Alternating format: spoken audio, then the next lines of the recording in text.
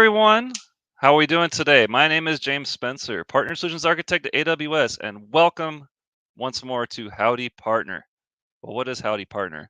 Howdy Partner is our weekly Twitch show we do at AWS, part of the partner network, where we bring on our partners to talk about their solutions, talk about the business impact they make, show us some of the stuff they've done. Please feel free to ask your questions, leave your comments. We'll try and get to them as much as possible today. Today, I am joined by a co-host, my friend Peter. Hey, James. Peter, Hey, everyone. how are you How are you? doing? Good. Yourself? Good, good. Thanks for having me. So, Nice. I'm Peter. I'm also a partner solution architect here at AWS with the SaaS Factory team and also part of the SaaS competency team. So, happy to have with us today our partner, our SaaS competency partner, Trek10. Awesome. Cool. SaaS competency. I'm sure we'll be talking about that just a little bit. But without further ado, let's bring the stars of the show on. Nicody and Tony from Trek10. Hey guys, how you doing today? What are you doing here? What are you going to show us? What is Trek10? Nicody, how are you? Doing good, doing good. And so my name is Nicody Keating, and I am part of a company called Trek10. And my role and my title is Enterprise or Director of Enterprise Architecture, which really is a really long way of saying I come in and I'm connecting both business and technology together. I have to understand both sides in order to make sure that we're continually driving business outcomes for our customers. Awesome. And hello, everyone. Thanks for having me here, James and Peter. Much appreciated. I'm honored to be joining Nicody Keating. I'm Tony Reyes, VP of Sales at Trek10. Trek10 is a premier AWS partner, and we have been focused only 100% on Amazon Web Services from the very beginning for 10 years now. We come at it from a very deep architectural and engineering expertise angle, and that provides, we believe, benefits to customers that actually do provide business outcomes, and we'll get into that. Sales, in my world, I believe sales is a very noble profession because we want to solve customer problems, and that aligns very closely to your leadership principle, number one, customer obsession, and working backwards with them. So, honored to be here. He's breaking out the LPs, right? Not even from Amazon. That's right. Yeah. Sales. I mean, there's always people who are like, "Oh, sales," but I mean, if without sales, we're trying to, as you just said, solve customer problems. We solve your problem and we sell it to you. And works out. Everyone wins. It's all good. Right. I love the fact that Nicody and Tony, you both talk about tech and business, right? As we talk with customers or partners who are looking for SaaS, some of them come from the perspective that it's a technology upgrade, and they kind of miss on the business side. So Nicody, I mean, you're talking about connecting the dots between business and tech. That's awesome to kind of hear in that SaaS space. Well, and if you really think about it, like whenever you're looking at some type of transformation, it's never about going from where you're at to somewhere that's equivalent in your destination. You're not going for equivalency. You're aiming to open doors. You're aiming to open new sources of revenue, new ways of engaging customers, new ways of expanding your markets. And so, whenever you take a look at these transformations, there's business value to be gained. And the better that you understand that, how it ties to the AWS technologies, how it ties back to execution, the better off you are. Yeah, definitely. Awesome. Cool. So the first thing I wanted to ask, well, I mean, let's talk about Trek10 for a second first before we get into my question. Trek10 as a SaaS company, or as far maybe you want to tell us a bit about what you do. We have the high level of connecting the dots. What exactly do we do at Trek10? Yeah, I can start there, and Nicody can follow it and fill the gaps that I undoubtedly will miss. But great question, James. I think I'm going to start my answer with an unorthodox answer. AWS's logo used to be building blocks with AWS tied to it. And then uncannily, and quite frankly, in my opinion, very wisely, the logo ended up switching to a very Amazon brandish Amazon smile, right? So exactly, there you go. And I loved when that happened, quite frankly, right? Because we have approached it from a perspective of at first, hey, look at all this great technology that is AWS is coming out here. True story. Our CTO and co-founder Andy Warzon began working with or the original three S3, SNS, SQS really in 2008, and he was partnered up with his previous company, really looking at, with Amazon, and started to understand what AWS was about, and that kind of opened the doors, right? And from a perspective of being able to tie that to his business at the time, he saw how wide open it could be. So what does Trek10 do? Came at it from a technical and expertise angle. We still have those chops today, but we've been able to apply ourselves into the program to work with customers from a migrations perspective, modernizations perspective, and that ties into SaaS, Internet of Things perspective, which has some SaaS stories, absolutely, as well. And being able to provide an outcome where, starting with the customer, what are you trying to solve, and providing a consulting experience that, yeah, doesn't need to get too techy, but if we need to validate and have the customer comfortable from an AWS perspective, they feel comfortable that we can take it all the way from a design engagement. That's where the modernization starts, that it will be optimized, and that they're going to monetize an experience for themselves as well. Nico, anyone add? I'd add to that. We're also that company that when we come in, we know you're on a journey with both your business and your employees.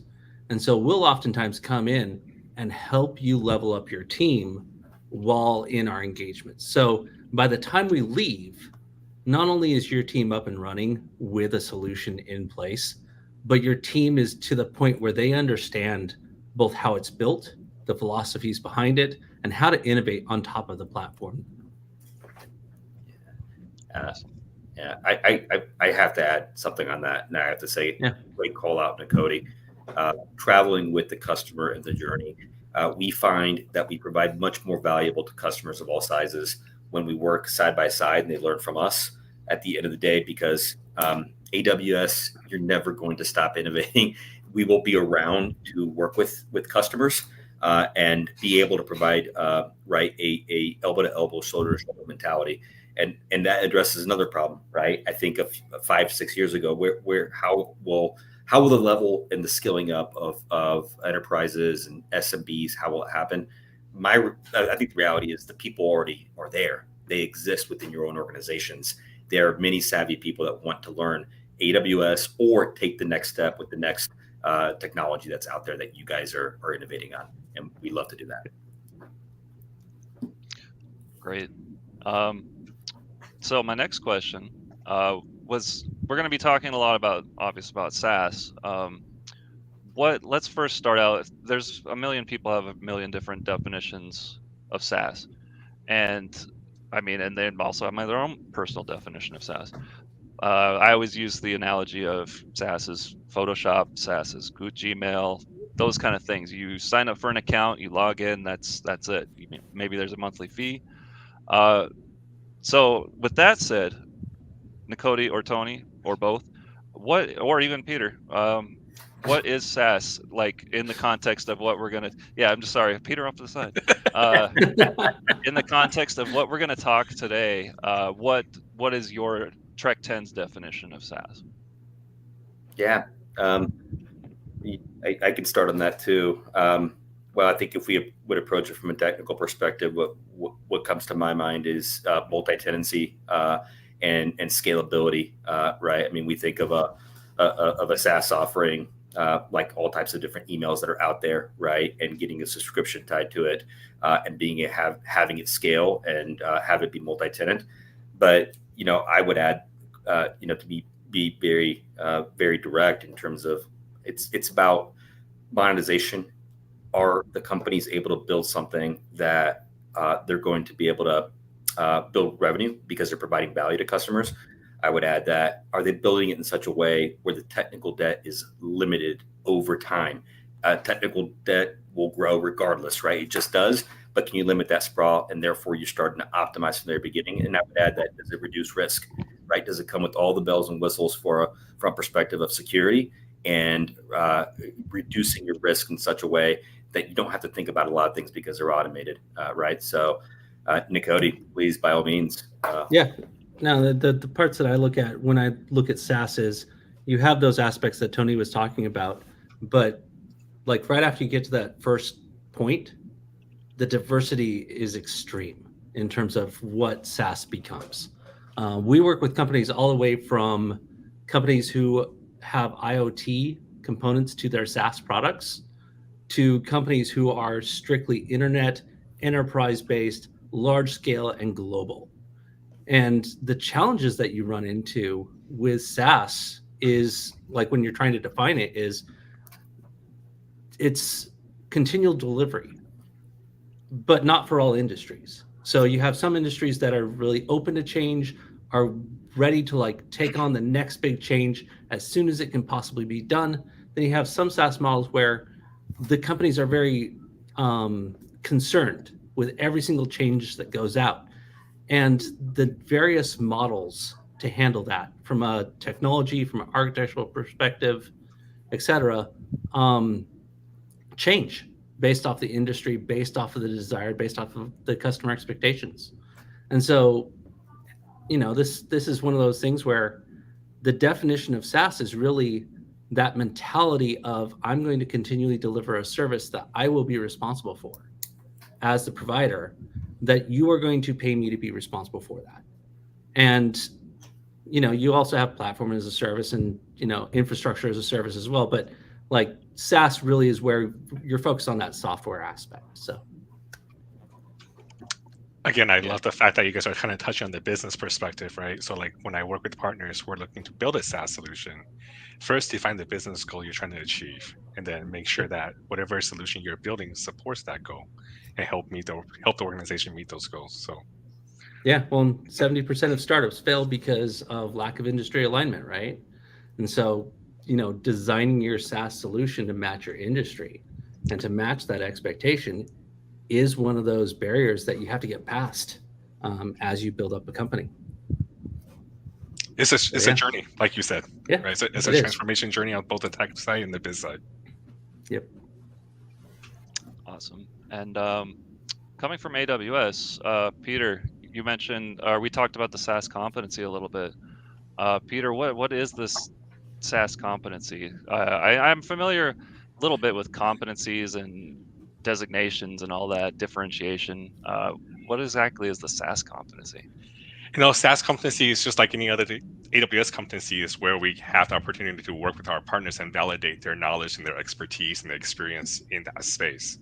So SaaS for us with partners like Trek10, we really go through, we go pretty deep on some of the solution that they've built to help understand what their knowledge is, what their expertise is, and really kind of help them reach more of the customers that we have here that's looking for help in SaaS to say, hey, we know Trek10, we validated when we have confidence in Trek10 that they can help you achieve those goals. So it's a program that is relatively small in terms of the partners because we really want to make sure that we understand who's in the ecosystem, that we're very comfortable and very confident with the partners who have that reach that designation. And Trek10 here is one of the most active one in our program to this.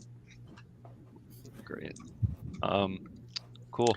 So, sorry, Tony. I think I heard. Yeah, I was going to chime in when Peter said pretty deep. I wanted to be like, it's not just pretty deep; it's very deep. I think when you go through the competency validations, right? Whether it's the migration competency, IoT, SaaS, right, which is what we're talking about, data, which Trek10 will be going at that next week, right?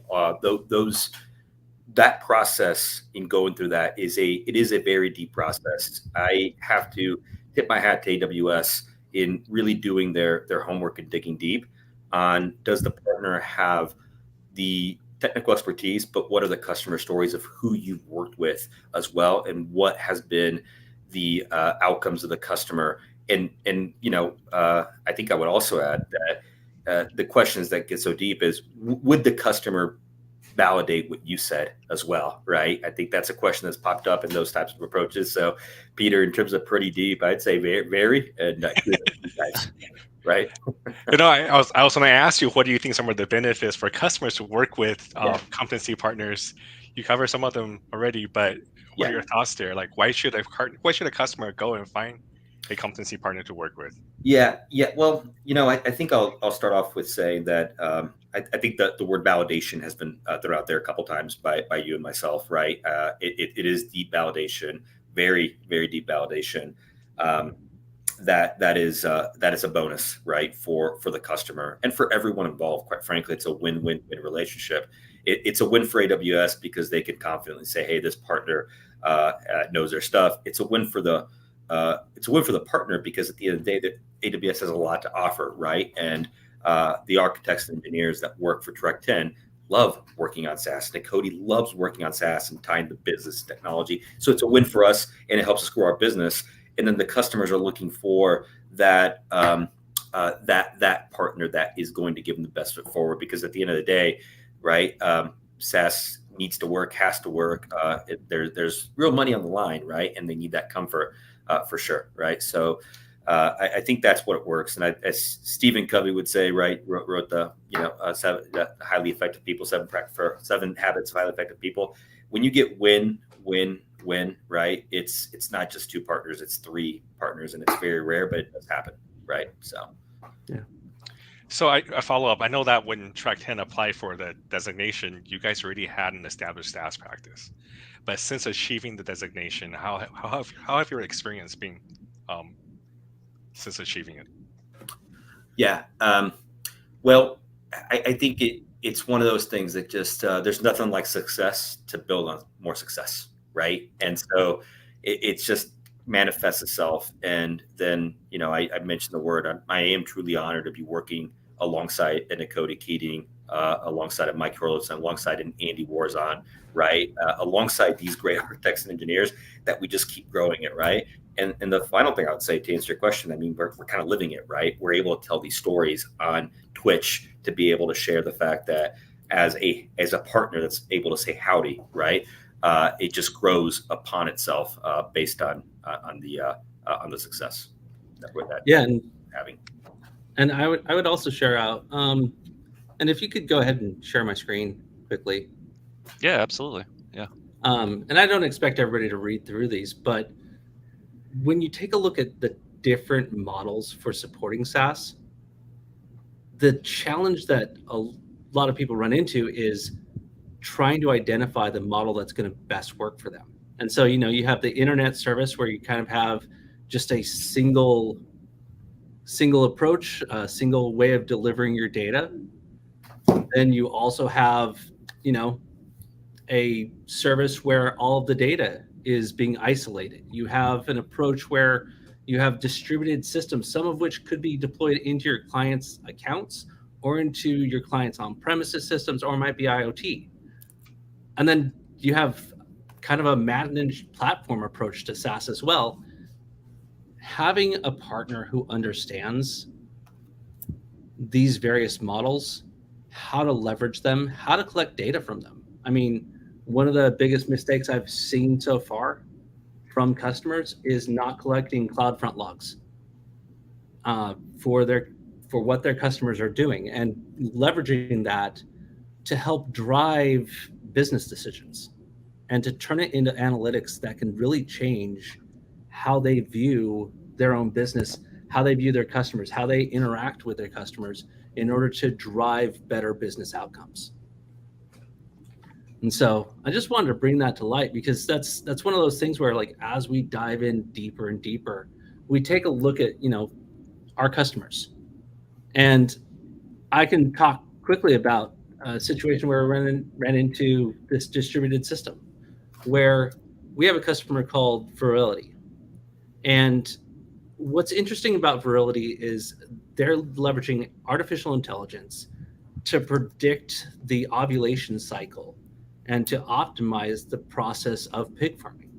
Now, in order to do this, they have a SaaS aspect where it's an enterprise scale SaaS issue where they have to be able to manage a workforce coming in, interacting with the data, contributing to the data, and leveraging the reports to drive outcomes. But they also have an IoT device that's being used in the actual facilities.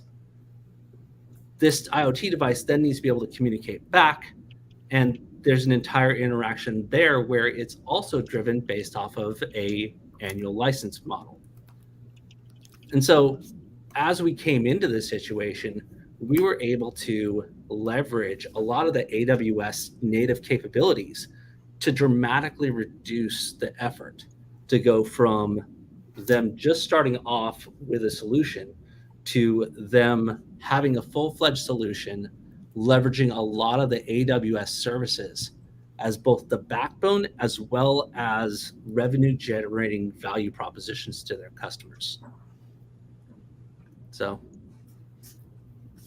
just wanted to highlight that. You know, you were talking about the observability, right? The CloudWatch, and a lot of time customers aren't collecting the data. Visibility in terms of what's going on in the system is a big topic when I talk to partners and customers. Yep. But I would assume that you're kind of sometimes you go into an engagement and you probably have to educate your customers in terms of, hey, you need to really be looking at these data in order to drive these KPIs. What are your experience with that? Yeah, so when we oftentimes go into a conversation with a client, one of the first questions that we're looking for is, what is it that you see as the problem that you're trying to solve in terms of talking to us? Because we first want to understand like what it is that you're trying to achieve as a business outcome. Not necessarily, projects are great, but understanding why the project is taking place helps us be that much more effective at doing what we do. And then the second piece is we spend time understanding both the business model of our customers or of our clients. We understand their industries. So we spend time understanding how their industry works. We understand their customers. What are their customers' expectations on them? How do their customers perceive this particular SaaS company as part of their own ecosystem that they operate in? And from there, we can start identifying where there's gaps. For example, the concept of stickiness. So building a service that's delivering value, but the customer never realizes that they're receiving that value, even if it's like an email that they get, right? It's push information, but all they know is that they got that email. They don't really see that value. There's less of an interest in them associating your product with something that they're going to recommend. And so we can start looking at, okay, well, what is that value that you're delivering to your customer and how do they know it? How do you know that they see that value? And what are those key indicators that your customer is being successful? And then also, what are the indicators for a customer who's going to be successful when they start off on your platform versus one that's not? Can we map those out? And if we can't, why can't we? And then we go from that outcome approach back to how do we get there? And oftentimes it's like, hey, let's collect logs. If we can collect logs here, then we can start driving some of those key process indicators on the back end. Yeah. I love that kind of working, the leadership principle. I love that working backwards. Here's a goal I'm trying to accomplish. How do I get there? Yeah. And I also like, for me, kind of one of the ongoing things in my history and with this show is you have, and you touched on this, was you have known knowns, known unknowns, and unknown unknowns. So as you just said, this email I got, okay, cool. I got this email. What does it mean? Like, you don't even know that it could be super important. It's an unknown unknown. Like, what are these logs that I have, but I don't even know I have them? What do they mean? What do they do? What does it mean for me? Like, is that kind of thing. It's like turning on CloudWatch logs and never going and looking at a single log. Yeah. I wouldn't be surprised if that's happened. Oh, I'm supposed to do this? Okay. Whoops. I had a Yeah. question. So what approach would you recommend to SaaS companies which have been successful and want to grow even further? Do you have any what like I said, what are your approaches? What are your advice? What is your kind of core tenets, I guess you could call them? So there's two different aspects that I look at when you have a SaaS company that's starting off and they want to go bigger. One is, are they leveraging their data effectively? Data is a revenue generating resource for your company. If you're not using it effectively, that's a really good area to explore. The second one, and the second one is one of my favorite topics. Do you want to share out my screen really quickly? Yeah, go ahead and pop it back in. Oh yeah, all right. Let's get But that just going. real All right. quick, my coworker, data is the new oil. That's what she always says. Yeah, It's it really is. there we go. Here, I'll pop it So up there for you.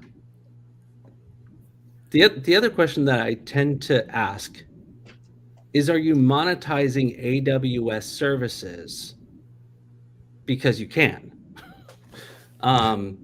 So just think about this. Like, your customers are using your platform. They're generating a lot of data. There are managers who want to make sure that your SaaS platform is being utilized. There are, executives who want to be able to pull up reports on how your systems are being used.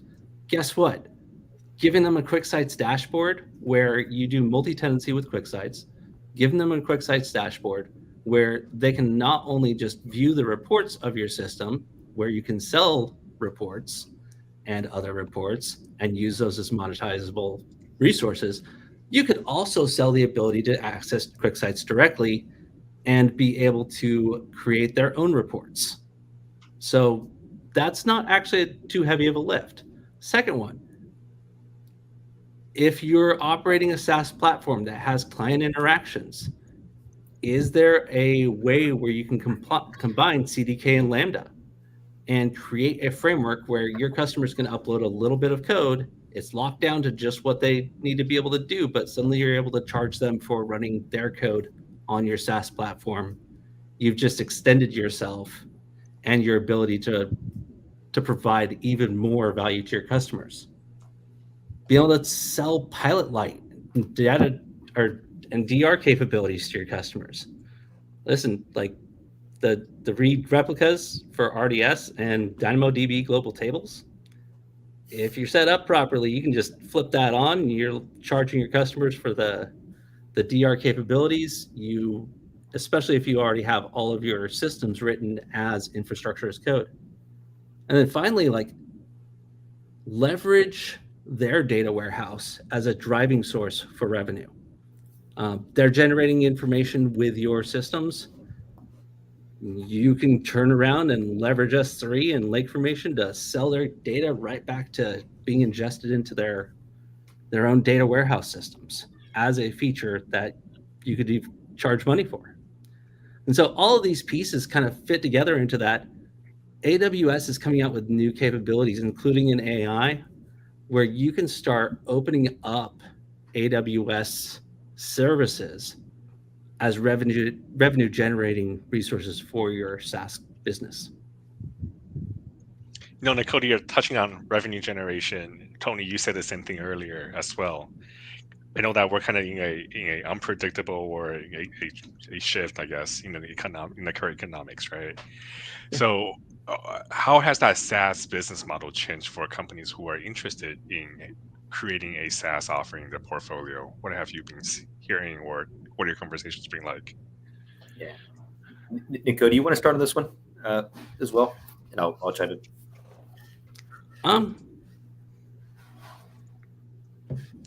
Good question. So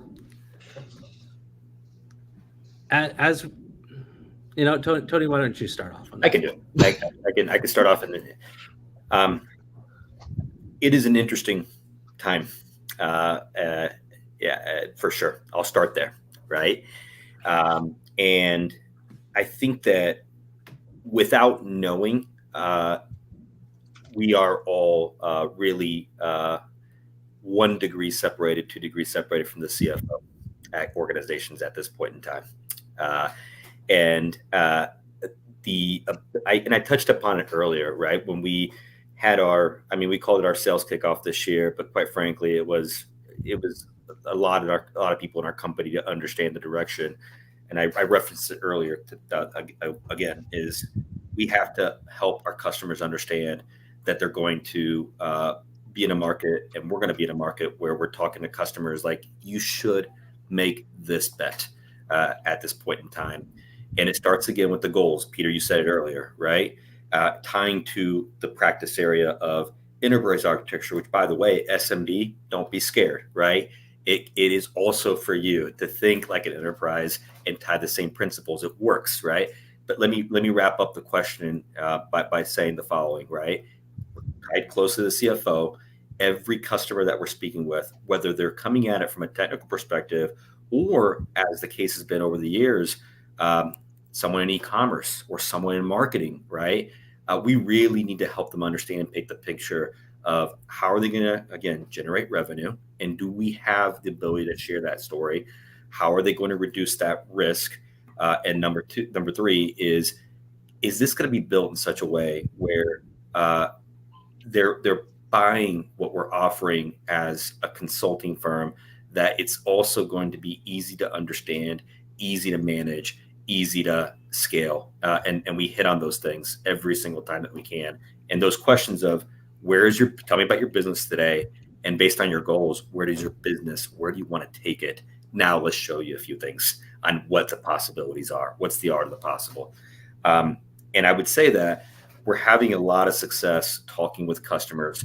There is a customer on my mind. I'm actually not going to name this one. It is an ISV software company where it is an application that they are tying into a monetization strategy for all of their support, everything they're supporting from a hardware perspective.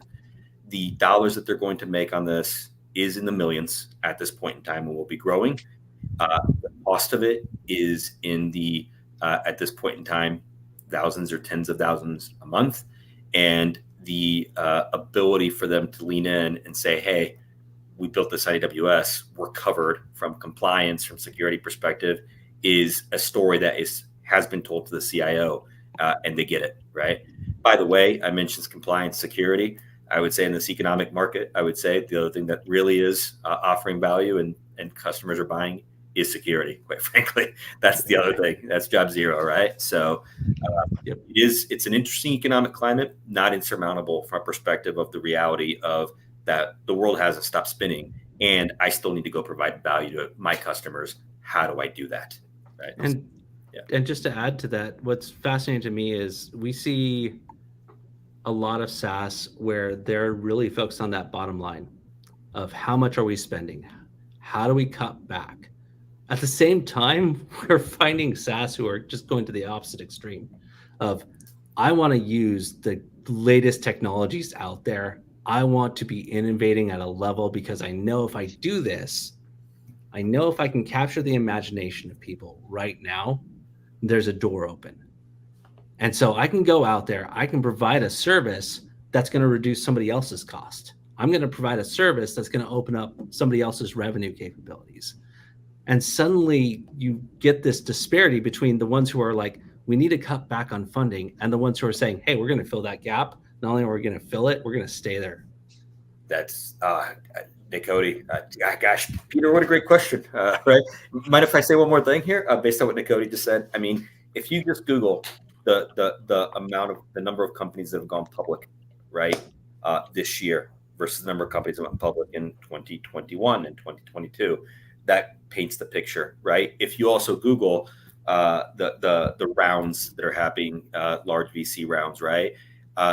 Common sense would tell you, oh my gosh, right? It's not as easy as it was before. Customers are going to take risks. That's all true, but there are absolutely gap fillers out there that are saying, you know what, I've used my resources wisely, or in the past I have more to work with, and I have this great idea, and the AWS keeps innovating, and I found a partner like Trek10 or another partner. It doesn't have to be us, right? There's a lot out there still, but I found a partner like Trek10. Let's talk, and let's start with the questions, starting with the customer first. Peter, as you said, where are you? Where do you want to be? How does Nicody and Aaron, Nicody and Eric, Nicody and Scott, Nicody and Tony, how do our team, how do our solution architects get in the room with you and be able to say, all right, let's do this. Let's make an investment, right? So, yeah. A couple of things I caught my attention as you were answering that, right? SMB risk. And Nicody, earlier you said that you have Trek10, given the experience in the space, you guys see the indicator on what works and what doesn't work, right? And I think that's a great thing to keep in mind as customers are looking for a competency partner like Trek10, is that you guys have the experience and that know where to steer them. And I think that's something to kind of for customers to think about as well when they're looking for partners. Yeah, well, and it's not just like where to steer them. It's also listening to them and understanding that, like, what's weighing on their minds. If what's weighing on their mind is that everything is risky and they really need to like button things down, now is the time to like focus on that automation that's going to shave costs and increase like the reliability of the system, because losing a customer is really expensive right now. We can help them go down that route in a responsible manner. At the same time, if they are, let's go gung ho, let's find ways to like maximize on this market, we're there to also help them go down that path in a responsible manner, because it's not always about diving in head first on either side. It's about understanding the gives and takes, the long-term benefits versus the short-term benefits, and then really how to use AWS to accomplish those outcomes. My takeaway from a lot of this, I don't want to go too far back, but Nicody, in one of your slides, you were talking about making services pay for making money from the services you're paying for. Right. I mean, the idea is, yeah, we almost always want to save cost on these things, and they're going to cost money no matter what. Like any tool that you use or buy is going to cost money, whether it's cloud software or even a hammer. The whole point is you're paying for those services, like you said, make those services work to pay us, basically. Yeah. I love that. I thought that was my takeaway. Like, whenever people talk about those costs, yes, they're going to cost money. It's just, that's the way it works. Let's do our best to make the most out of it. Well, and when you take a look at something like QuickSites, for example, where over the course of a month, if a customer were to use it every single day and open up a session every single day, and is one person opening that up, you will be paying AWS $5 for a month.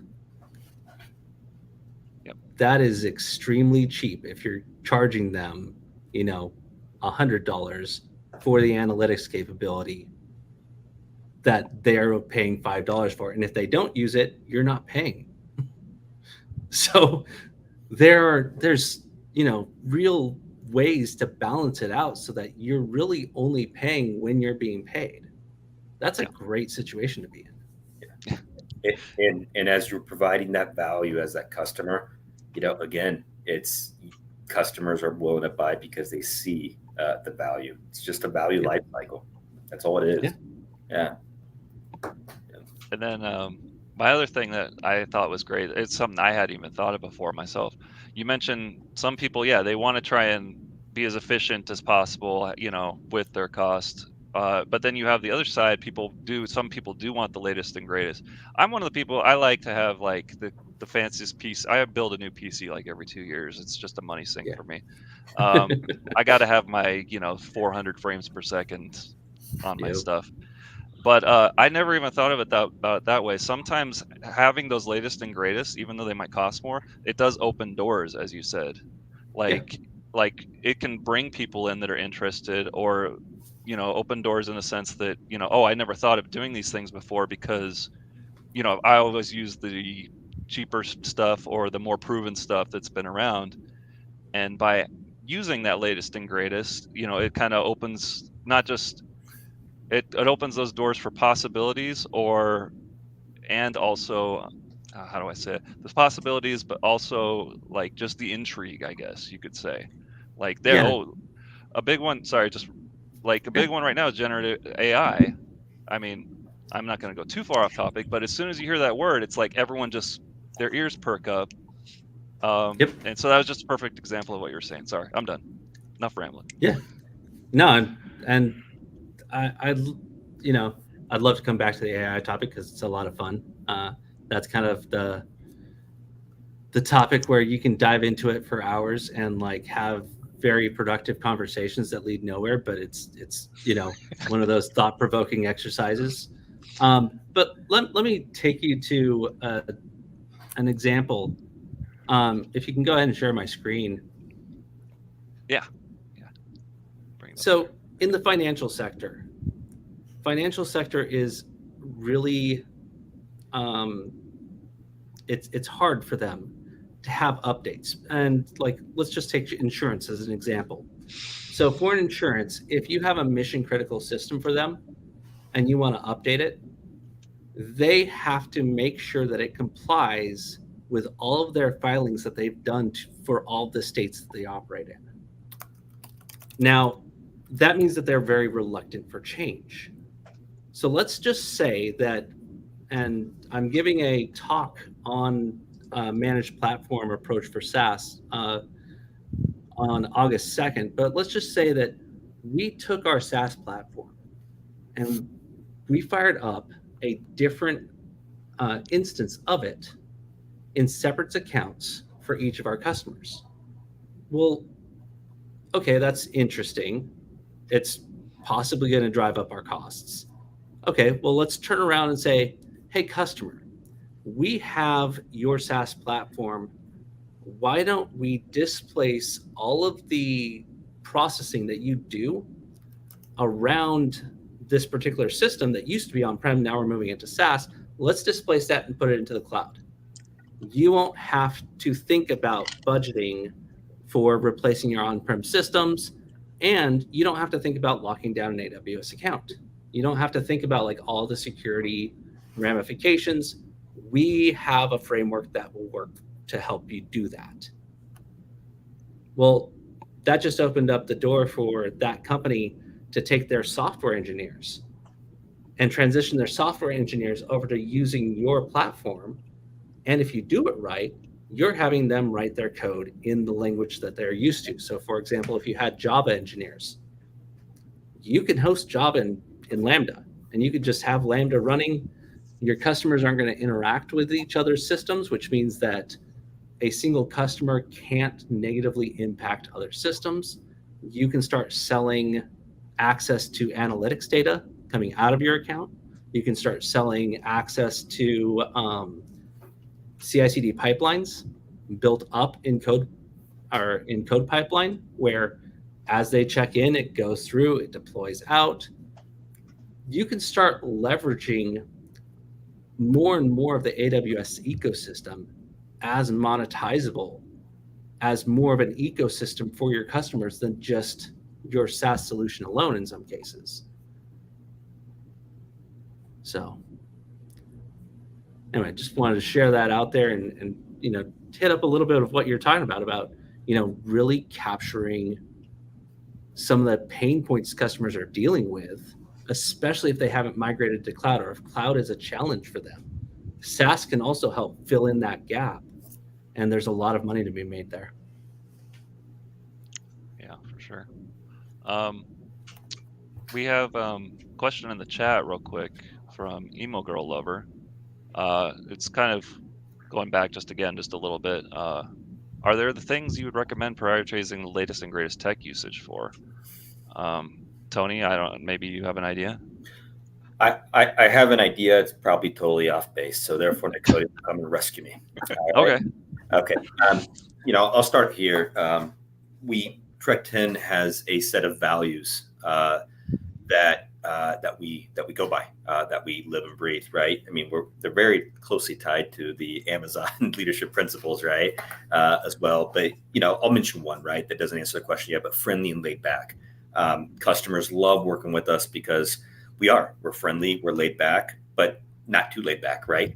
You have to be. We're in tech, we're in business, right? You have to have a deep killer instinct to help your customers succeed, right? Another one is being practical and efficient, right? I mean, let's work with what we have and not be wasteful, right? But the one I want to tie on to answer this question is the one that really speaks to it is don't be satisfied with the state of the art, right? And what that means is, as Amazon Web Services, again, we're 100% AWS focused, and there's technologies like Datadog as a partner. We were one of the first, if not the first, MSP partner in Datadog. There's other technologies, but AWS is where we provide value by designing, again, building all that. We don't want to be satisfied with the state of the art, because IT and technology and the pieces move quickly. Generative AI, has taken the world by storm, right? When your great grandparents are talking about generative AI, you just know that the whole talking about it, right? But at the same time, not being satisfied with the state of the art, the value that we want to bring, and this is the technology aspect that I love about my colleagues, right? Is, does the technology work? Can it be validated? Can we add this type of database to solve the problem, like Nikoti did for one of our ISV customers? Right. And I think maybe you're thinking Nikoti TimeStream, like, hey, that could be, could we add that, right? And you only do that through having builders, a builder mentality, so that we can apply the right tool, like you said, right, James? Hey, I want to buy the drill hole, not the drill, right? I'm not selling you the tool, I'm selling you the outcome. But that does start, in my mind, with the design, the technical. But at the same time, there's a balance, right? We don't want to be on the bleeding edge for customers. We want to be on the cutting edge. We don't want to bleed them out. We don't want to say, hey, here's what we sold you. Nobody wants that. Nobody has time for that right now, right? So, Nikoti, any thoughts on that? Yeah. So there's, from my perspective, where I look at there's not a single set of tech that's going to be for everyone. Meaning, I could go and I could say, you know what, the best thing in the world is, this isn't latest and greatest unless you're working in an industry where you can't use it, but Lambda. Leveraging Lambda as your compute for a lot of companies who have spiky traffic or have systems that are sitting idle for long periods of time can save them dramatically. From a money perspective, from a monitoring perspective, from a how many different systems do I have out there and what do they do perspective. There's a lot of cool things there. Now, as we start taking a look at the newer things that Amazon releases, we always come back to, what is the outcome that we're trying to drive towards? And so going back to that example that Tony had, we had a customer where they were dealing with a lot of devices sending them data. And part of that data was a power reading on a battery. And they were storing that information so that their customers could go ahead and see that, how much battery life was left. But they were overriding that same value over and over again. And that was also a point of contention, because depending on how many messages were coming in, if you had multiple things trying to write to the same field, they would start choking on each other's rights. Well, that's a perfect example where you start taking a look at what's the latest out there. Let's take a look at TimeStream. So we're going to take every single measurement, and instead of trying to overwrite the latest value, we're going to write a new entry in TimeStream. Well, okay, TimeStream's interesting, but the minimum amount that you can query from TimeStream is 10 megs, which, that seems like it's going to get really expensive, except that this particular system, the customers going in and reading the data would happen once a week. And it would be the administrator, a single administrator, going in and looking at that data once a week. So suddenly, you're not looking at high read usage. You're looking at high write usage. And so TimeStream suddenly, we're capturing a lot of this battery information on And what that opened up was, hey, if we're capturing battery information, now we can tell system efficiency. We can start telling how batteries are doing in different environments that they're in. What is the degradation on battery life for this particular customer? And can we then leverage that information to generate revenue by selling it, let's say, back to the battery companies? It just opens up all those doors that you didn't have access to earlier. So whenever I take a look at the latest and greatest technologies that Amazon announces, first, I want to go in there and play. I want to understand like what this technology is, what type of tool is it, what shape is it in. But after that, like it's really comes down to what are the areas that you're running into that this set of technology solves for you, and if it makes sense, and if you can show the cost reduction versus what you're doing today, go for it. Yeah. Very well said. I appreciate that. That's a good answer for that's probably a bigger answer than they were expecting, but it was good. Just real quick, if you're just tuning in, thank you for joining us here on Howdy Partner. My name is James Spencer. I'm a Partner Solutions Architect here at AWS. Howdy Partner is our weekly show we do on the AWS Twitch channel where we bring our partners on from the AWS Partner Network. They come on, they show us what they've built, they talk about what they do, what they're good at, how they can solve your problems and save you money, get your stuff done, get you from point A to point B. Thank you for showing up. If you have any questions, feel free to drop them in the chat, any comments, concerns, anything like that. I will keep dropping. We do have a survey link, not just for the show, but also for Trek10. Please fill out that survey. Honestly, it's really short, so please fill it out. I'm not going to suck up too more time. I just wanted to make sure that everyone who just joined knows what they're listening to. Sorry. Go ahead. That's a good spot for Peter. Do you have any questions at the moment? Cody, you were kind of talking about choosing the right technology to making sure that it's the right fit, right? And then if I kind of take a step back and say, not just technology, but for a company who are choosing a SaaS approach, like what are the likely drivers, or what are the some of the indicator that will help a customer determine whether the SaaS approach is the right approach for them? Well, the earliest indicator for the SaaS approach is often your customers and their expectations. So when you're going up to and looking at your customers, if your customers are really shy about upgrades and they want things written in about how often you can upgrade, that's an indicator to you as to, okay, well, they really want a managed service SaaS approach. The second indicator is really just how sensitive and how diverse is their sensitivity to various criteria around security. And is it something where they view their data as needing to be isolated from everyone else's? Like, if their data was commingled, if you were to say leveraging tools for analytics and you went in, you scanned their data, it got commingled with somebody else's data, are you in trouble? Are you writing contracts that are defining that you can be a SaaS provider for this company, but you cannot use any of their data for system improvements? Which happens in various SaaS situations. We've even seen customers where, depending on what type of data, they have to go through special approval for certain types of data in their data set that they've collected as part of their SaaS solution. And so those are some of the early indicators. The next one is, what is your employees? Like what type of mentality do your employees have? Do your employees like to have systems where they can do A/B deployments? Do they like systems where it's, completely serverless, hands off, let's leverage tracing to handle the lift of, reducing support?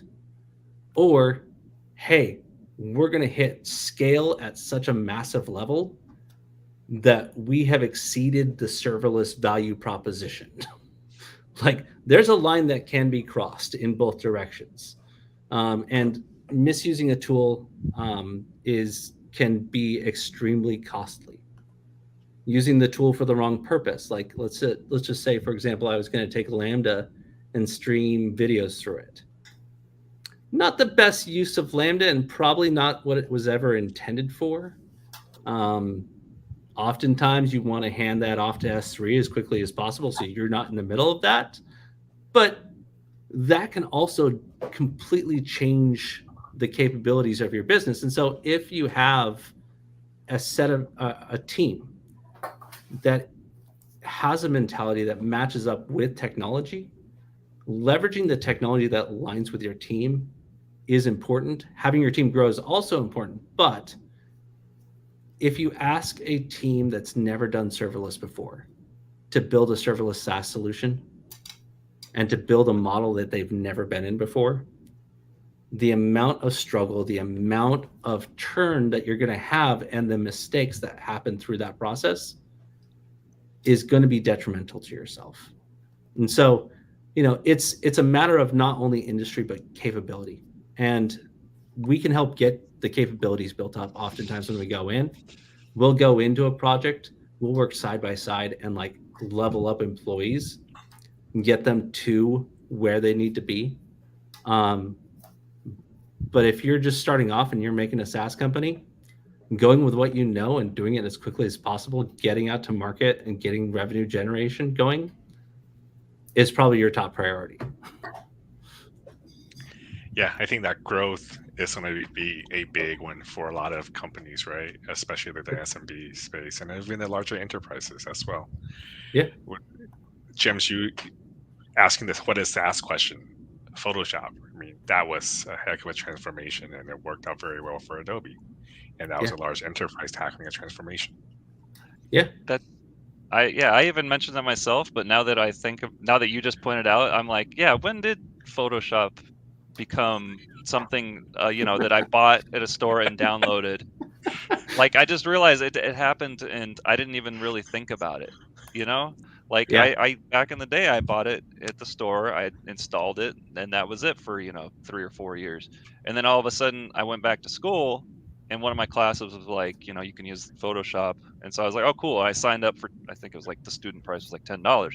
And I didn't even realize it literally till right now. You just said that. I was like, oh yeah, I used to buy Photoshop like back in the, back in the 90s for $400 or whatever the heck it was. Well, and to take that a little bit further, right? Like when you're going through a transformation step and you're looking at SaaS and you're trying to pick out like the technologies that both align to your SaaS model and where you'd like to be with your staff. It is possible to go from archaic skill sets to the latest and greatest skill sets in a fairly short period of time. I actually had an experience while part of an insurance company where we went from an AS400 mainframe on a custom version of COBOL, and we retrained them on TypeScript, AWS Lambda. And in that process, we rewrote the policy processing system for this company to be completely serverless. And the outcome of that was this company now has an entire system that is able to not only meet their demands, they can have multiple teams working separately on the same policy processing system at the same time on independent goals and business objectives. They have since released new states that they're serving with this system without making a single code change. Wow. And their capabilities just as a business are increasing. And so when you're taking a look at that transformation step of like, okay, well, we have a lot of programmers who are like C programmers or, Java programmers, and we know we don't want that, but the amount of effort to get over to the latest is high. It's still possible. I'm a visual person. As you're describing that, I'm kind of thinking like AS400 COBOL to TypeScript and Lambda. That's like a leap, like at Grand Canyon scale, right? And then Yeah. Trek10 is, and then like I visualize like Trek10. You guys are saying that you level up the employees, you help the company go through that transformation journey. In my mind, that you guys are like the big ramp that Evil Knievel jumping off, like from here to there. I think we also have to give a lot of credit to Nakoti here because in general, there was that internal tech business champion just being very open. And Nakoti learned of Trek10. So back to the, he's not only he's also a client. He was also a client, right? And he understood that Trek10 could come in and say, all right, well, let's help you, right? And scale up and learn the skills and tie the technology to the culture elements to where you want to go, right? So want to be very open about that, right? And I look back on it, we're very proud of that. And we were able to work with this customer for a long time. So it's a great story, a great outcome. I want to say before I transitioned into technology, I was in the casino. Well, they call it the gaming industry for 16, 17 years, and you'd be surprised at these billion-dollar MGM. I'm not going to name names, but all these huge. They still run on it looks like a terminal, like the majority of their stuff on AS400, and you're literally typing everything almost basically CLI style for everything. And it's just crazy that it's kind of crazy to me that a lot of that stuff still is around and like used so much, which kind of leads to my next question. What is you mentioned upskilling and transitioning? What if you how many of your projects are like transitioning from, not like brand new necessarily, but like transitioning from an older or a different way to a new way? And what does that kind of look like? That you just really quickly, like that process, like how big do you worry about how big it is, how entrenched it is, those kind of things? Yeah. Nakoti, you want me to start? Or yeah. No, I'll go ahead. So when looking at one of these systems that we're going to be transitioning, the first question is, what is the size? And what is our objective in terms of timeline, budget, resources?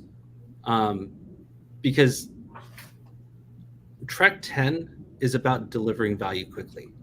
We don't want to be the guys who take a project, it's going to be a 1.5-year project, and you're not going to see anything until like the last 6 months, at which point you're testing and then it's going to go live. That's just not who we are.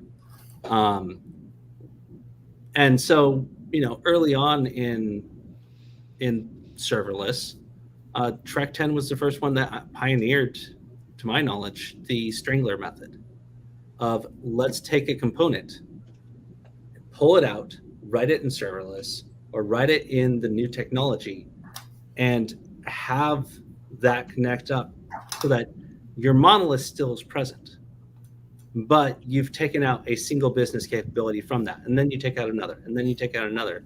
Every step along the way, not only you're transitioning technology, but you're also shifting business value to opening up new doors for new capabilities, training up your staff, doing it in a way where it's methodical. Your team is learning by doing. Your team is understanding some of the pain points, but also the benefits. The other approach that I've seen is when you transition a system, and depending on the size of the system, I've seen anywhere from a 10%, often when we're involved,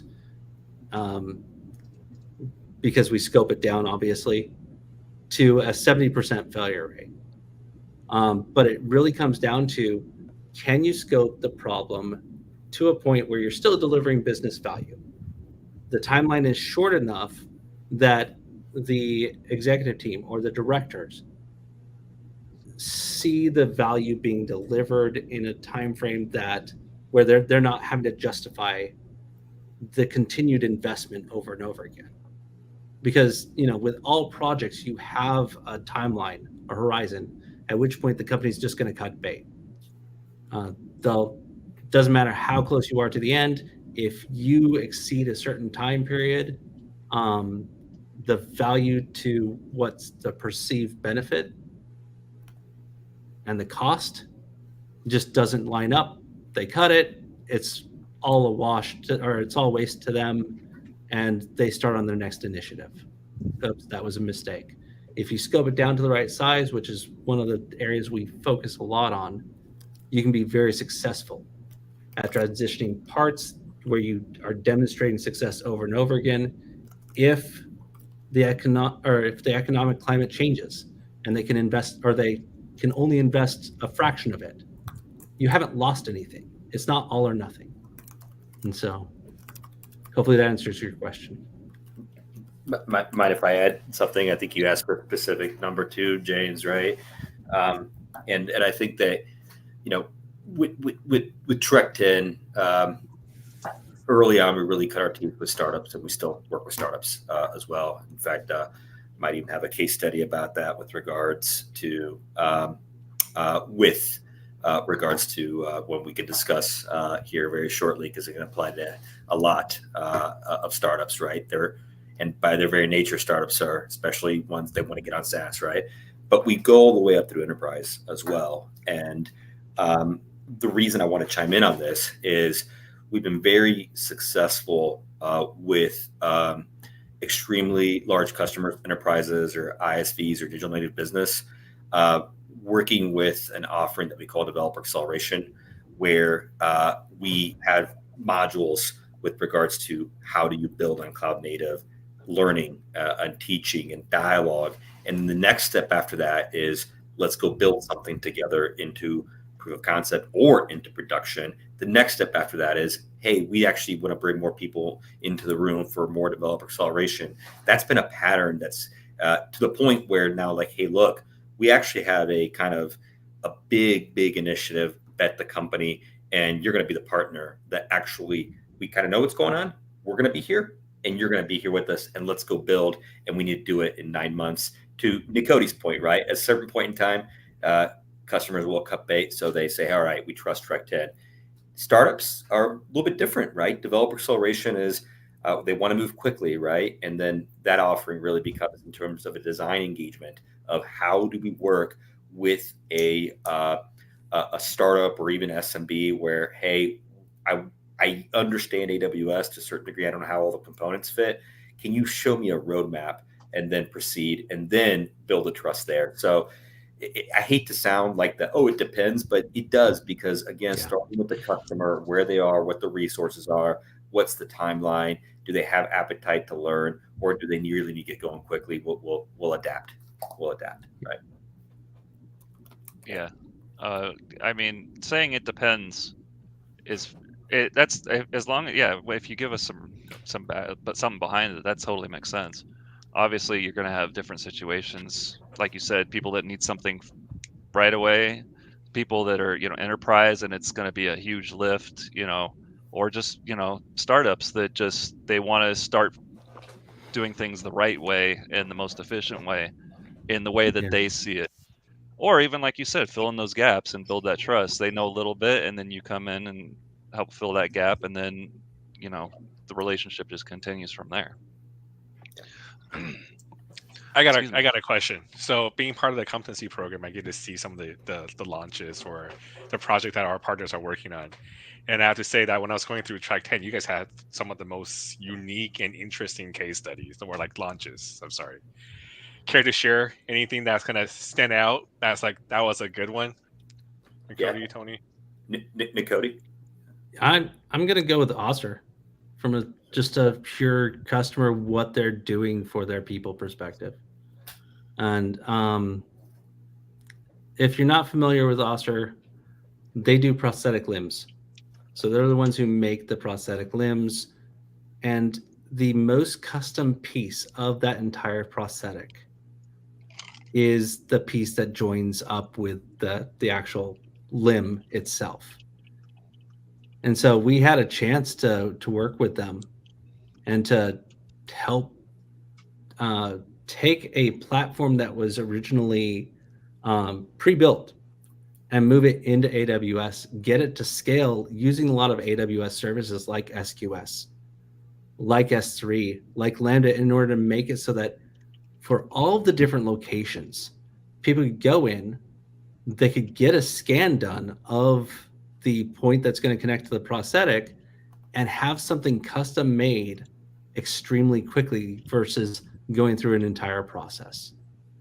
And just the benefits that we have in terms of, if you think about the benefits we have from a standpoint of somebody loses a limb that's extremely difficult, or one of the prosthetics breaks, like that is life-changing, and being able to improve people's lives by helping Osser was incredible. And the system is able to scale at a rate mainly because you don't have a lot of compute sitting in between what the customer is doing that would demand a high tolerance for scale from a compute perspective. We're able to offload that off to S3 and leverage native services to really make a cost-efficient and effective solution when it comes down to all the feature sets that we could leverage. Yeah. Tony?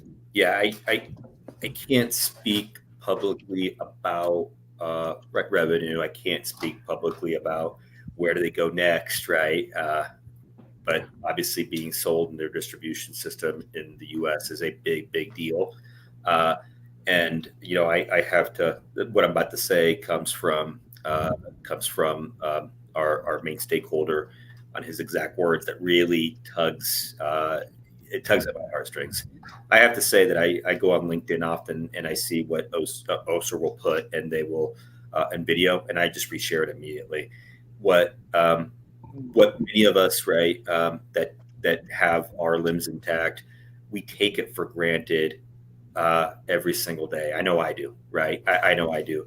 And what we were being told is what Design Studio will do is let's get away from the molding, right, of fitting the prosthetic limb, and use technology, right, on the front end, but also the back end, right, on the revenue side of all that, right, to make that prosthetic fit the best possible way for that individual. Because the higher degree of accuracy that you have, the better that individual will be able to use their limb. And so, you know, these aren't my words, right? But the life-changing element of just being able to get into a tub or a shower that 2 inches, 3 inches, I don't think about that. Yeah. James, you're like, yeah, you don't think but the better it fits, right, the better someone can just walk in, go in and say, hey, I'm clean, feel great, you know, now I'm going to brush my teeth and feel even better, right, and go about my day. And I think that that's an amazing story, and I am just it's just amazing to be tied to that organization, right, for sure. Again, I can't speak about, hey, what happens next, whatnot, but what I can say, right, is that again, that win-win-win technology, AWS, what you folks build every single day and innovate, right? A customer saying, hey, these are the possibilities. Let's take this asset, and then how do we scale it? Okay, who do we work with? Trek10. That's a win-win-win that I hope that we're tied to Osser for forever, quite frankly, perpetuity. Yeah. It's such a privilege and a unique opportunity to use technology to change someone's life in a good way, right? So. That's right. And we're you know, we continue to barely scratch the surface on you know, what's going to happen, right? I mean, at the end of the day, we can sit back and say, oh, AWS has been around since 2006. That's not the way that it should be seen. It should be seen of like, all right, we're barely scratching the surface with the different business models that SaaS can deliver. But obviously, we're talking about Gen AI a little bit. It's going to be a fun ride. Continue to be a fun ride. So and pretty much every other feature that Amazon releases on either a monthly basis or in a whole slew at reInvent, like everything that comes out from you guys is a lot of fun just to play with, to like try to figure out, like, is this changing Like, is this something where it's going to be life changing? And like every single tool that I've seen out there, it's just like, I could use this in these various scenarios. And then I always ask a ton of questions and find out, oh, no, can't use it in these scenarios because, like, for example, Ledger, we can't like make thousands upon thousands of queries a second to it. Well, shoot. But it's still really awesome. It's definitely like changing the game where you start taking a look at like compliance, for example. We do a lot of compliance, and from compliance, I mean like global compliance, where we're dealing with GDPR, we're dealing with the EU Data Act, and like making sure that we can be in, like we write systems that are in compliant with all of these different regulations globally. Leveraging AWS, leveraging some of the config rules, for example, leveraging native capabilities to help make that possible from a checks and balances perspective.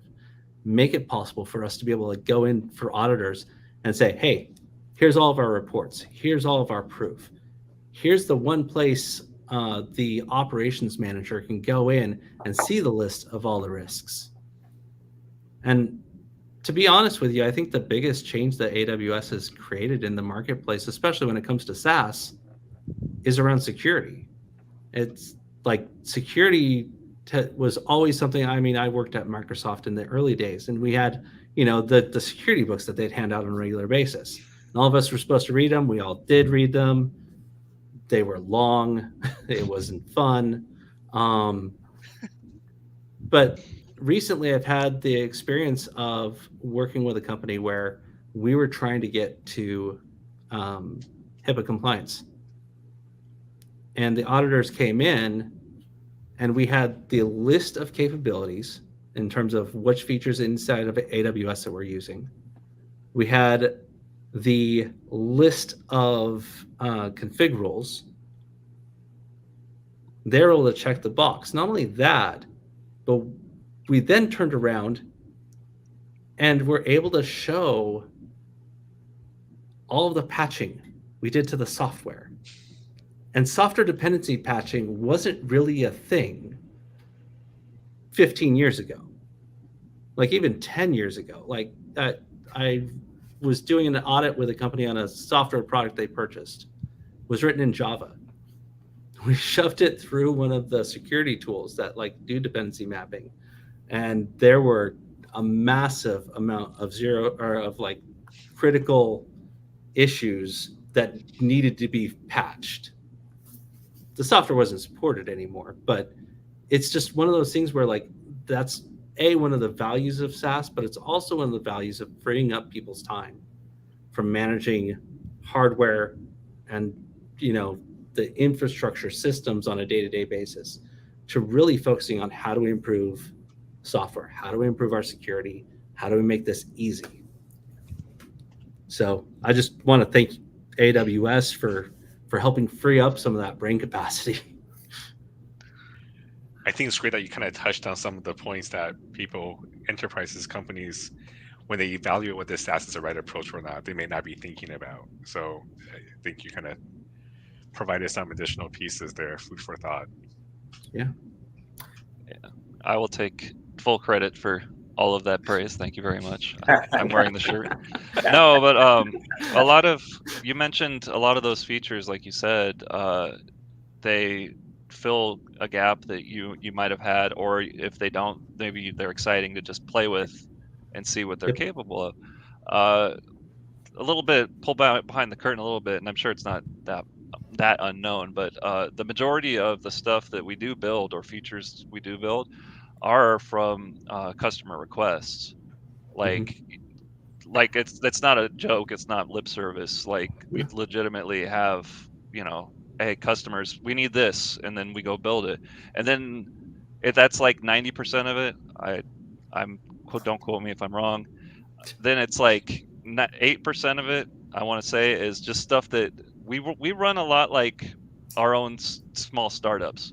So like if I have an idea of a product, a feature, this show is an example. I mean, this wasn't totally my idea for the show, but they give us the leverage to just act like a startup and say, you think that's interesting, you want to build that, you see a need for it, or you just think it's cool, go build it.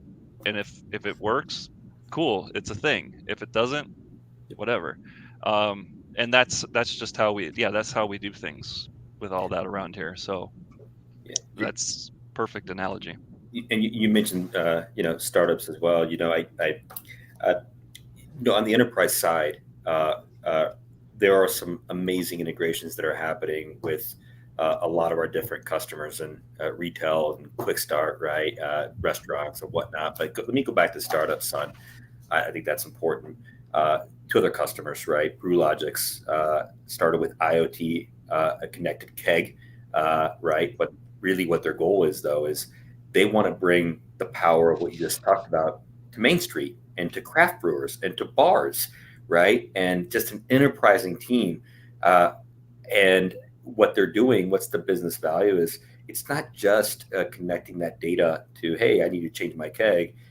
They're also tracking data and tracking it to how can I build a partnership with what was burgeoning, right? In the time of COVID, remember those days that there was, a huge RV spike, right? And still people are still using their RVs. Well, how should I build an app that connects local breweries that would gate those business and have the ratings, but also be tied to that data in those kegs? And they did. They created, and we helped build, right, My Brewery DB, right? So connecting that, and that's a business outcome. Another customer is Chuck Lab, and Chuck Lab is trying to help us all be safe. And what they're doing is through legal means recording conversations in prisons and jails so that they can help law enforcement sift those conversations to keep others safe. They have lots of examples where they've been able to help children, right, not be abducted, as an example. What was the simple methodology in terms of their offering? Simple, a landing zone. They really need to understand how do we build this thing so that it's top notch from the ground, from ground zero. It's a landing zone, right? And so those are the types of things that I think, James, right? That idea started somewhere. The customer, hey, what if this is packaged as a solution, which obviously Trek10 has been leaning into in terms of solutions and repackaging. We've got some for IoT as an example that really helps provide. Again, we talked a lot about revenue generation. That is important, no doubt about it. We're all grown-ups here, but also what if we do that and also help the world be a little bit better? And we've got some customers that are doing that for sure.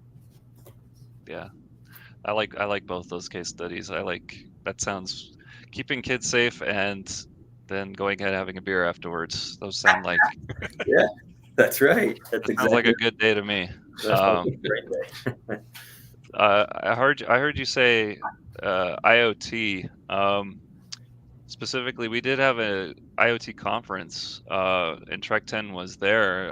Do you want to share any of your experiences from the conference, or any of the outcomes that came from that event you went to? Cody, you want to take this one, or go for it? Yeah, I can lean in. Yeah. Was that the wrong question? Sorry. No. That's the right question, right? I think IoT has been an interesting spot due to the chip shortage, right after with supply chain after COVID. It is really picking up though now, and I think that the question earlier, right, about how does Trek10, or when do you position advanced technology, right? And I mentioned with our principles and value statements, and let's be on the cutting edge and it'll work for you, but not on the bleeding edge. Kind of applies here. That analogy really applies here, where what we're seeing now are customers 5 years ago, like, I want to connect a hairbrush. Okay, what's the business value, right? And then the chip shortage happened. Right now, what we're dealing with is a lot of cool customers that are not just cool, but they're saying, hey, I have a digital transformation strategy. There's a global company right now where we're going to be working with them, hopefully, on additive manufacturing. and being able to connect things in that type of environment. And then it ties completely to their digital transformation. It's a term I have to use, right? It's valid. Story. And that is an example of where what I'm indicating, it's picking up yet again. The chips are there. The bets are being made. The strategy fits back to the monetization strategy, and am I providing value? And it's not, I don't want to use the word foolish, right? But it's not just, hey, I'm going to connect this hairbrush as an example, right? So I think that's the key learning that I'm learning in this environment at this point in time. And by the way, I mean, one of those companies is Circle Gas. Again, really neat company, actually based out of Europe, but most of their operations are in Africa. And what we did from a first iteration was being able to, what they do is they want to tie in easily gas, propane tanks to the most remote villages in the African continent. So that, again, things that we take for granted, just cooking something, right? We push a button and voila, microwave or light up the stove, whatever, that they can have, that families can have access to it in the most rural parts or large cities like Nairobi, Kenya, and just be able to have access to that. What did they want to do? They wanted to connect that, not just the hardware components, but connect that. And again, I find Africa, have not been there. I will be there. So interesting because they don't have telephone wires, right? They didn't build that infrastructure, but everyone has a cell phone, right? Cell phone, SaaS, gas, boom, connect it. It's genius. And that's another example, right? That we're able to tie in the benevolence of all this, but also the fact is that value statement is for everybody, the customers, AWS, certainly Trek10 with the fun work that we do, and the customers, right? So, yeah. And the other aspect to that is we're not only seeing IoT devices being created, we're seeing them really like their usage expand. And what I mean by that is, like, oftentimes you'll end up with somebody creating an IoT device and they'll go build the device, and then they'll start building on AWS, and they'll start building a solution leveraging the methodologies that they're used to, which often aren't AWS methodologies. And so we'll get called into some of these projects where it's like, yeah, this is costing a lot more than we expected it to. Can you guys come in and like help us? And we'll come in, we'll take a look at what's being accomplished and how it's being accomplished.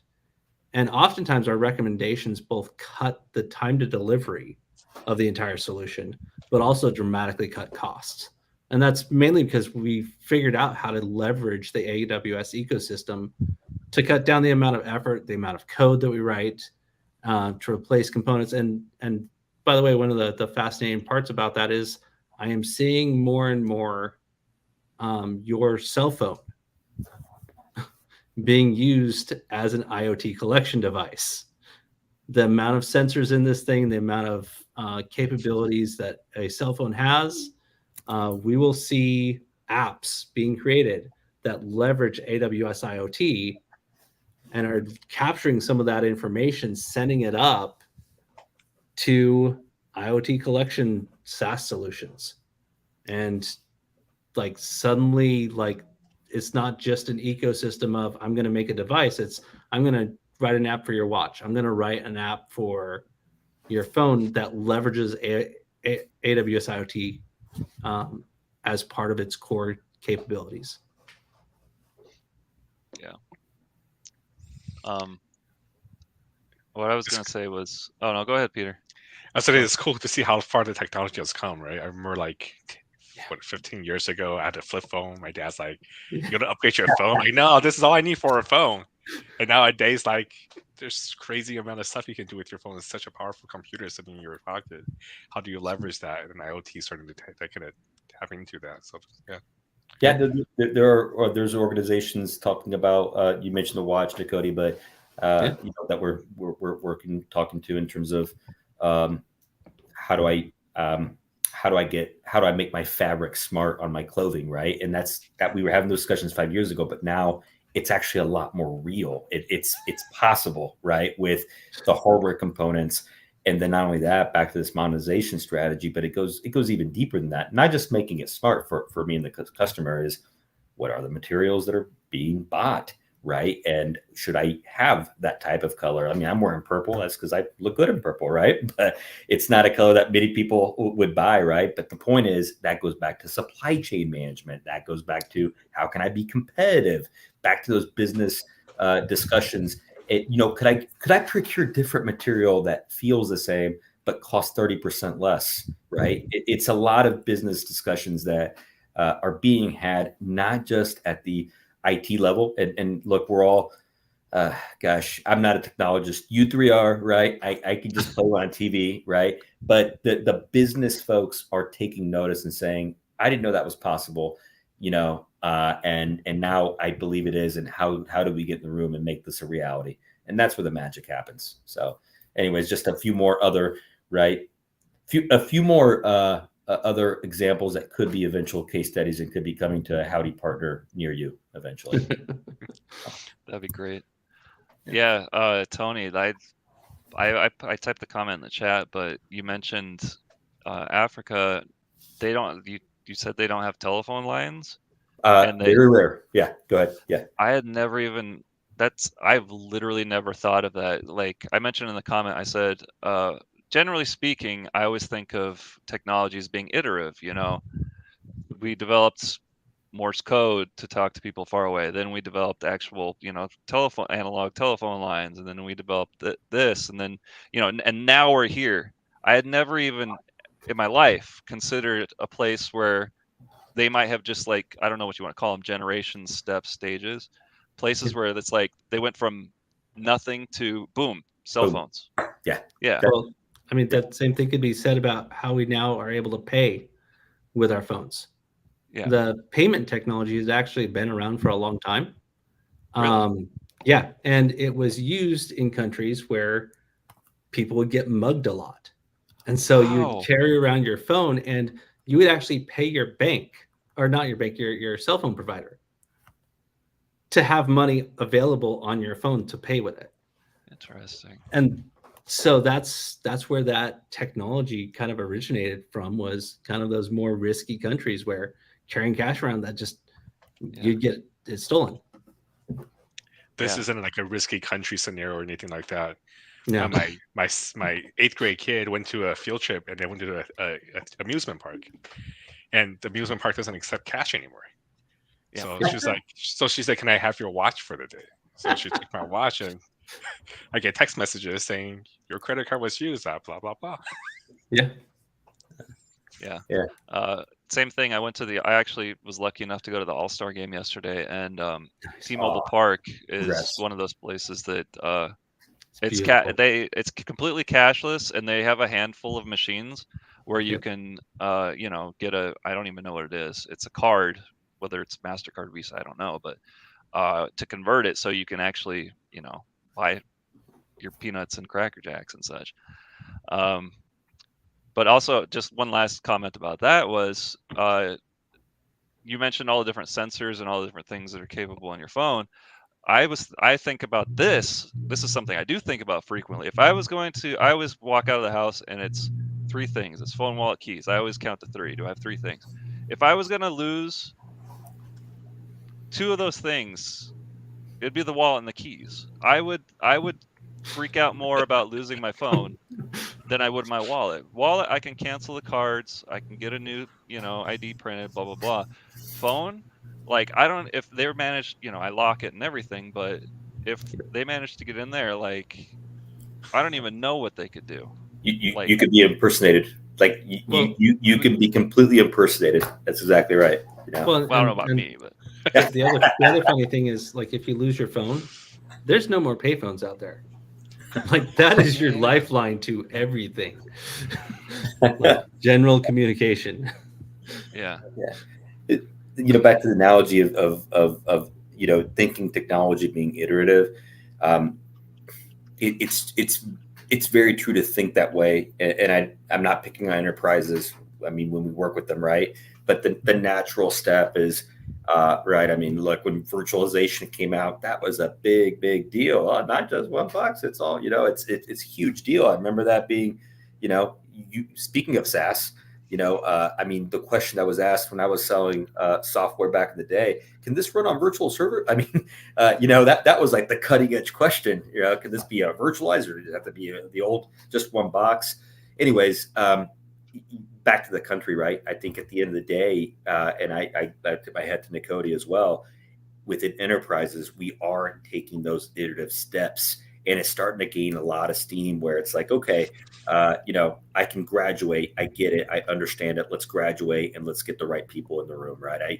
I think we're seeing that, but I'm glad you caught on to that, James, because I just have to say at the reInvent last year, I just made a point to go and talk to people that were not, that were not U.S. based, and just tell me your story. Why are you here? How did you get here? Oh, I had no idea that that fintech is huge in Zambia, right? I mean, it was just eye opening and amazing, right? And just asking questions, and that's where I learned that. I learned that from a gentleman. He's like, yeah, man, we don't have telephone lines. I mean, everybody has a cell phone. We all have cell phones. A telephone line, that is a foreign concept. For us, it's all cell phones and all, Starlink, if you will, right? Satellites and connectivity antennas. So, yeah. Anyway. Tony, this is a great engaging conversation. I'm enjoying it quite a bit. And you were talking about reInvent last year. What's Trek10 doing this year? Any plan to go to reInvent where people can come up to you and start chatting or storytelling? Yeah, absolutely. We will absolutely be at reInvent this next year. It's already in the works. I don't have final say on all that. I'd have to lead on Scott Sawaya, our marketing brand ambassador, right?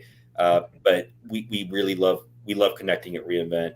And shout out to the New York AWS Summit, right? We will be there in a couple of weeks in force and in mass, and connecting with our customers, our AWS brethren. There for sure as well. So absolutely, stories, and then listening too, just listening a lot for sure. Yeah. Well, and brainstorming too. Like, if you're running into a situation where, we can just give you a little bit of advice and you're on your way, great. But we'd love to have those conversations, because we could also find areas where, it would make sense to work together, and the value that we'd create would totally justify any expense. You said advice, me kind of from a partner solution architect from SaaS Factory. Can you give me a preview? What kind of advice would you give to a customer or a company who was looking to transition to SaaS? Yeah, well, so when you're first jumping into SaaS, the first advice I give, and this is general, no matter who you are, whether you're SaaS or not. Do you know when your systems are failing? If you don't, that's the first piece that I would figure out how to get in place. And there's companies like Datadog, there's companies like Lumigo that do tracing, and where you can plug in a small component into your code, and they'll figure out what your code is talking to. And when failures occur, they stitch together the logs, the various calls you're making out to various services, and they pull that together so your engineers, A, don't have to access your production systems. So suddenly your production system's a lot more secure because you don't have engineers in there. But B, make your engineers' job and make their time more efficient, more effective than getting your system back up. Making engineer job more fun, checking off the compliance checkbox at the same time. Yeah. Win, like Tony says, right? Exactly. How about any other events is Trek10 participating in? Are you guys hosting any more SaaS events, any more AWS events? I saw earlier that there's a Twitch show coming up. Yeah, Nicody, what about that? Yeah, so we're going to be hosting, or we're going to be on an AWS Twitch show. And on that Twitch show, we're going to actually walk through in a little bit more detail the various SaaS tenancy models and focus on that kind of managed service SaaS approach, along with some code which fires up new accounts, deploys code out to those accounts as a product, and then you're able to see how many different accounts you have, which versions of the products they're on, when they're deployed, etc., and basically provide in a single dashboard that information. And it's going to be shared out also as a GitHub repository. So we're going to walk you through what that looks like. If you think about SaaS, and this particular type of approach, you would think about we'd want to connect this up to Salesforce. We'd want to connect this up to Service Desk or what have you in order to fire up these accounts. It'll be a good talk. We're going to dive into the code a little bit. We're going to have a lot of fun. That's cool. Awesome. Tony. Yeah. A little birdie told me you had some advice that just popped into your mind. Yeah. I'm gonna answer it from a business perspective. I think the question you'd asked was advice for customers starting out on SaaS. Was that right? I mean, would that be? Yeah. The advice you would give to customers who are thinking about transitioning to SaaS or starting up on SaaS. Yeah, I'm gonna say this. Allow me to put my sales hat on for this one. I have to. Please put me. AWS Marketplace is a powerful force multiplier for your customers to purchase all types of technology. It's fantastic. Trek10 was one of the first partners to transact through private offer years ago, if not the first, right? So we understand it, and we have an offering out there that is on the AWS Marketplace that's called Trek10 SaaS Accelerator. That's taken really the kind of the teachings that Nikoti and our architects and engineers have applied. How do we get started? How do we get the conversation started? And so, I again, having the sales hat on, that is also something to look into, right? And saying, all right, is this a way that I could start that's packaged, that answers the questions for, again, the right people in the room, and then being able to answer the question, how do I get started? Is there something that I can look at and say, all right, is this the right thing for us? And then not only purchase it, but even have a discussion if I need to understand it. So I definitely want to plug that in while we have the chance. Cool. Yeah. I put the links in the for the AWS Marketplace and Trek10. We love the marketplace. It makes things so much easier, so direct. So go ahead and check them out there. Check them out on their Trek10 at their homepage. I dropped a million links in here. Connect with link Trek10 on LinkedIn. Here, let me go ahead and pop some more up in here. Is there anything that you guys would like to plug without me having to shout it out? Or it doesn't have to be. It could be fun. If anything you want. If not, that's cool. I have a lot. I could say a couple more things. I have a fun thing to share. I mean, if you guys are okay with that. I know we talk a lot about SaaS, but we can. Sure, we got a minute. We got a minute.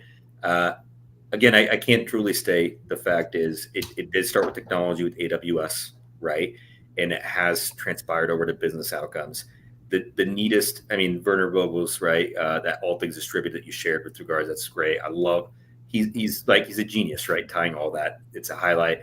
But James Hamilton's speech years ago to reInvent, talking about engineering, talking about the cables, right? Just the hardcore engineering aspect and the design aspect was a highlight, even for me. I'm not the deepest technologist, but I understood the aha moment was already there.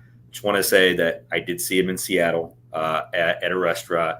Not only that, locked eyes with him and said, Dr. Hamilton, right? And he said, hello. That was it. That's the story. I think that the architect and engineering and business side, all three, again, back to that win-win-win, is very, very important, tying the technology to business outcomes. And that's why Nikoti exists with an organization, and we love what we do, and we appreciate this opportunity to talk about it. So. Awesome. Great.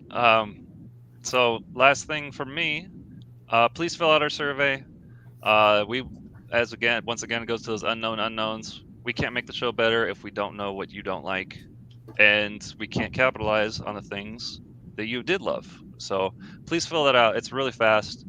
It's a couple clicks. And also, if you'd like to connect with Trek10 beyond those ways that I mentioned in all those links, in the survey, you can submit your email as well, and then I will pass that along to them, and they will hook you up with anything you need. Well, looks like we're coming up on time. Let me drop the survey link just once more for everyone. Please check it out. And last call for any last things before we sign off. 1, 2, 3. All right. Well, thank you once again. That was a great Howdy Partner episode. Thank you to our partners at Trek10. And we will catch you next week with our continuing our SaaS series. We're going to have Slalom joining us next week. Please tune in for that, and we will catch you later. See you, everybody. Thank you, James. Thank you, Peter. Yeah.